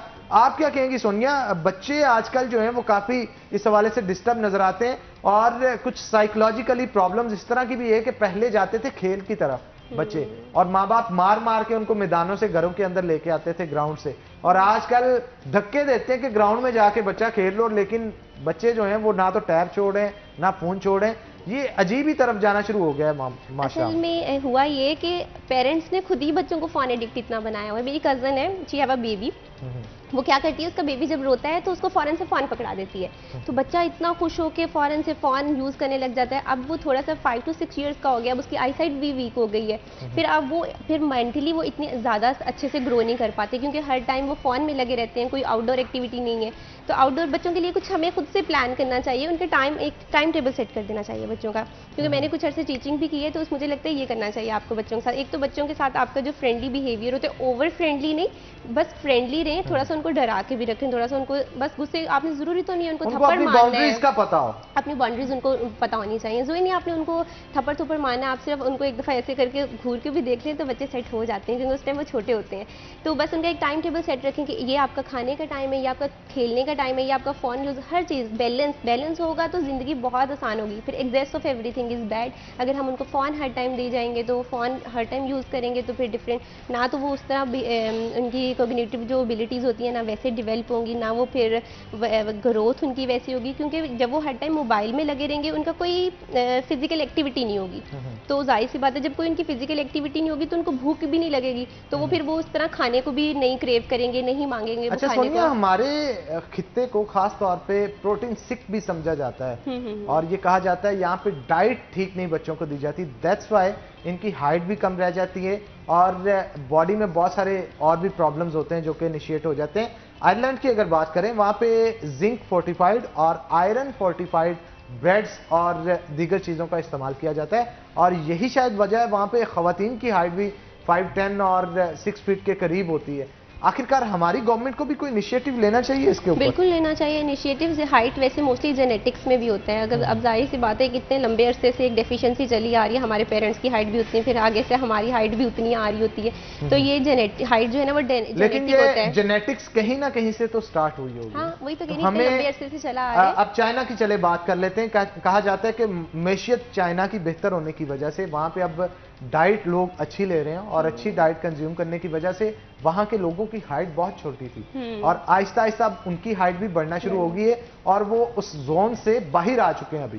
तो शायद हमारे मुआशरे के अंदर भी यही है कि गुर्बत की लकीर से बहुत सारे लोग नीचे हैं, इसकी वजह से उनको डाइट ठीक तरीके से नहीं मिल पाती। यही वजह है शायद कि बहुत सारी प्रॉब्लम्स को फेस करना पड़ता है। हाँ जी, बिल्कुल यही वजह है। पहले गवर्नमेंट ने इनिशिएटिव लिए थे इस तरह के, आटे में कोई आयरन की फोर्टिफिकेशन कर दें या विटामिन ए की फोर्टिफिकेशन करते हैं, ये वाले इनिशिएटिव, लेकिन ये इतने लॉन्ग टर्म नहीं होते। फिर वो जो गरीब लोग होते हैं वो ये नहीं सोच रहे होते कि हमें इससे कौन सा न्यूट्रिएंट मिलेगा कौन सा नहीं मिलेगा, वो कहते हैं कि बस हमारी भूख पूरी होनी चाहिए, कहीं से कुछ भी मिल जाए। तो बस ये होता है। वैसे आप क्या रिकमेंड करेंगी खास तौर पे बच्चे जिन घरों में मौजूद हैं, माओं को उनको किस तरह से डाइट देनी चाहिए? एक जनरली बता दें ताकि उनकी हाइट मुतासर ना हो, उनकी बॉडी के अंदर जो ओबेसिटी आ जाती, मोटे बहुत सारे बच्चे हो जाते हैं ना, बहुत सारे मदर्स को फोबिया होता है इस चीज का कि बच्चा मेरा पतला है, ये खा कुछ नहीं रहा, उसे चावल भी खिला रही है, उसे ये भी खिला रही है, वो भी खिला रही है, जिसकी वजह से वो काफी मोटा हो जाता है। बचपन में तो उसे सारा प्यार करते हैं गुपलू गुपलू कह के, लेकिन जैसे ही वो बड़ा हो जाता है तो वो अजीब सा दिखना शुरू हो जाता है। इसके ऊपर आप क्या कहेंगे? मुझे एक तो इसमें मदर की काउंसलिंग सबसे पहले बहुत ज़रूरी होती है, क्योंकि मदर्स जो होती हैं वो जब वीनिंग भी स्टार्ट होती है, जब बच्चे के अर्ली एज में हम वीनिंग स्टार्ट करते हैं, उनको खिलाना पिलाना स्टार्ट करते हैं, तो मदर्स क्या करती हैं, कुछ खिलाती हैं, बच्चे जाहिर सी बात है हमें भी टेस्ट डेवलप करने में टाइम लगता है, बच्चा थोड़ा सा करता है कि मुझे नहीं खाना तो वो फ़ौरन हाथ रोक देती हैं, उस चीज़ को दोबारा वो इंट्रोड्यूस कराने की कोशिश ही नहीं करती। जैसे चिकन हो गया, या बच्चे जाहिर सी बात है फर्स्ट टाइम में वो तो थोड़ा सा ही खाएगा ना, बच्चा है, तो इस तरह करना चाहिए कि एक तो थोड़ा हर चीज़, हर पोर्शन आपको पता होना चाहिए। एक मदर्स को पढ़े लिखे होना बहुत ज़रूरी है, बहुत ज़्यादा ज़रूरी है। आप पेरेंट्स क्या कर रहे होते हैं, बच्चों को अर्ली एज में स्लांटीज खिला रहे होते हैं, क्योंकि वो मांग रहे हैं, क्योंकि वो उनको स्पाइसी लग रही है, भूख भी नहीं लगती उसके बाद। तो इसलिए उनको पता होना चाहिए। थोड़ा सा मुझे लगता है कि हमारी गवर्नमेंट को बताइए मदरहुड से पहले औरतों के लिए कुछ ऐसा कोर्स डिज़ाइन करें 6 मंथ का, जिसमें उनको बताएं कि बच्चों को क्या क्या, किस तरह उनकी परवरिश करते हैं, अर्ली न्यूट्रिशन में क्या क्या उनको देना चाहिए, किस चीज़ में से उनको प्रोटीन मिल जाएंगे, किस में से फैट्स मिलेंगे, किस में आयरन मिलेगा। थोड़ी सी 6 मंथ टू 1 ईयर का कोर्स इस तरह को होना चाहिए, जिससे मदर इतनी पढ़ी लिखी नहीं भी है तो उसको आइडिया हो जाए कि मैंने अपने बच्चे की परवरिश कैसे करनी है। न्यूट्रिएंट्स का बहुत गैप पाया जाता है, फ्रूट्स बच्चों को कम खिलाए जाते हैं, इसके ऊपर आप क्या कहेंगे? मैं तो तब से यही कह रही हूँ कि जरूर खिलाने चाहिए। अगर बच्चा आप क्वांटिटी बताएं ना, मतलब अगर बनाना आप खिला रहे हैं दिन में कितना खिलाना चाहिए, एप्पल कितना देना चाहिए, दूध की कंजप्शन क्या डिपेंड कर रहा होता है ना। कभी कुछ बच्चे होते हैं वो रिफ्यूज कर रहे होते हैं बार बार खाने से, ये अर्ली एज में ये नहीं मैयर होता कि आपने इतना जरूर खिलाना है। अच्छा, बच्चों में फिर टेस्ट बड्स कैसे डेवलप करें? छोटी एज में आपको बताती हूँ, छोटी एज में ये होता है कि बच्चों को ज्यादा कैलोरीज की जरूरत होती है, क्योंकि वो उनकी ग्रोथ हो रही होती है, उनकी टीथ वगैरह निकल रही होते हैं, डिफरेंट एक्टिविटीज हमसे ज्यादा उनको जो है ना वो कैलोरीज की जरूरत होती है। टेस्ट बट ऐसे ही डेवलप होते हैं, बच्चों को डिफरेंट चीज़ें आप इंट्रोड्यूस कराते जाएंगे, उनके टेस्ट डेवलप होते जाएंगे। और ये भी हमने अपने न्यूट्रिशन में पढ़ा है कि सबसे पहले उनको वेजिटेबल्स या फीकी चीज़ें इंट्रोड्यूस करानी चाहिए, ताकि पहले वो उसका टेस्ट डेवलप करें, फिर जब हम कुछ मीठा फ्रूट उनको इंट्रोड्यूस कराएं तो उसको एंजॉय करें, तो फिर वो दोबारा फीकी चीज़ को वो ना करें, क्योंकि वो हमने ऑलरेडी इंट्रोड्यूस करा चुके होंगे। तो बाकी ये शायद यही वजह होती है कि बच्चे फिर फीकी चीज़ों की तरफ जाते ही नहीं है, और जब भी उनके पास माँ कोई लेके जाती है, सब्जी लेके जाती है बॉईल करके या कोई और चीज़, तो उनका यही कहना होता है हमें पसंद ही नहीं है। हाँ, यही होता है। पहले आपको वेजिटेबल्स वगैरह उनको बॉईल करें, उसमें फ्लेवर आप ऐड कर सकते हैं, जैसे मायोनीज ऐड करें। तो बच्चों की, हर बच्चे की अपनी पसंद होती है ना कुछ ऐड करके। लेकिन ये ना करें कि एक तरह का मेन स्ट्रीम सा खाना बनाया, उसको इंट्रोड्यूस कराने की कोशिश की, उसने मना किया तो आप भी आगे से कह रही है मुझे बहुत तंग करता है, ये हो गया वो हो गया। आपको मदरहुड के लिए बड़ा कंसिस्टेंसी से और बड़े सब्र से काम लेना चाहिए, और उसको इंट्रोड्यूस ज़रूर कराएं। आफ्टर एवरी 2 to 3 आवर्स के बाद उसको कुछ ना कुछ आप इंट्रोड्यूस कराते जाएं, बच्चा खाने लग जाता है। अच्छा, जो लोग नशा करते हैं, डिहाइड्रेशन बहुत ज्यादा होती है उनमें, डिहाइड्रेशन को किस तरह से दूर किया जाए? डिहाइड्रेशन को पानी से ही हम दूर कर सकते हैं, लेकिन मतलब आपने कुछ उसमें न्यूट्रिएंट्स ऐड करें। जैसे कोकम्बर हो गया, जैसे डिफरेंट फ्रूट्स हैं, उसमें काफ़ी ज़्यादा जो वाटर कंटेंट होता है। कोकम्बर है, उसमें 93 to 97% वाटर कंटेंट होता है। लेमन जूस करना चाहिए, लेमन जूस कर सकते हैं हम, उसमें वाटरमेलन कर सकते हैं, वाटरमेलन में बहुत ज़्यादा वाटर कंटेंट है। इस तरह की चीज़ें इंट्रोड्यूस कराएंगे तो उनका वाटर, वैसे भी जब वो खाना पीना स्टार्ट कर देगा तो पानी भी पीना स्टार्ट कर देगा, डिहाइड्रेशन वगैरह का प्रॉब्लम सॉल्व हो जाता है। लेकिन सबसे पहले उसकी काउंसलिंग करना बहुत ज़रूरी है कि तुमने करना है अपने लिए। सबसे पहले माइंडसेट, अगर उसका माइंडसेट हो गया तो हम बहुत चीज़ें आसानी से लेके चल सकते हैं। हमारे यहाँ हंडिया का बनाने का ट्रेंड बड़ा अजीब होता है कि घी और तेल जो है वो रज के डाला जाता है, और उसकी वजह से बहुत सारे हेल्थ इफेक्ट्स जो हैं वो देखने को मिलते हैं, और उसमें सिर्फ ट्रांस फैट होता है जो कि हमारी बॉडी के लिए बिल्कुल नहीं अच्छा होता है। अच्छा, मैं एक सवाल यहाँ से आपकी माजूद चाहूँगा, बात टोक रहा हूँ। ट्रांस फैट कुकिंग के बाद, मतलब गर्म होने के बाद वो कन्वर्ट होता है ट्रांस फैट में, या ऑलरेडी ये ट्रांस फैट होता है? हर ऑयल का एक सर्टेन टेम्परेचर होता है, हर ऑयल का। जैसे ऑलिव ऑयल है, अगर आप उसको कुकिंग टेम्परेचर लेके आए ना तो उसके बाद उसमें प्रोड्यूस होगा। लेकिन जो हम ऑलरेडी डालडा, घी और ये वाला यूज़ करें, इनमें ऑलरेडी ट्रांस फैट होता है। फिर हम उसको और कुकिंग करते हैं, और जलाते हैं, फिर और ख़राब करते हैं, फिर हम अपनी सारे जो हमारी सब्जियां वगैरह होती हैं उनकी न्यूट्रिशन भी निकाल देते हैं। बिल्कुल, हमें चाहिए कि इन्हें हाई टेम्परेचर पे कुक ना करें और ज़्यादा से ज़्यादा ऑलिव ऑयल का इस्तेमाल करें अगर आप चाहते हैं कि आपकी सेहत बेहतरीन रहे। तो सोनिया, बहुत शुक्रिया आपका शो में आने के लिए। अदन, आपका भी बहुत शुक्रिया शो में आने के लिए। तो इसी के साथ नाज़रीन, आज के प्रोग्राम से अपने मेज़बान हन्नान बुखारी को दीजिए इजाज़त। इंशाल्लाह कल होगी मुलाकात, तब तक के लिए अल्लाह हाफ़िज़।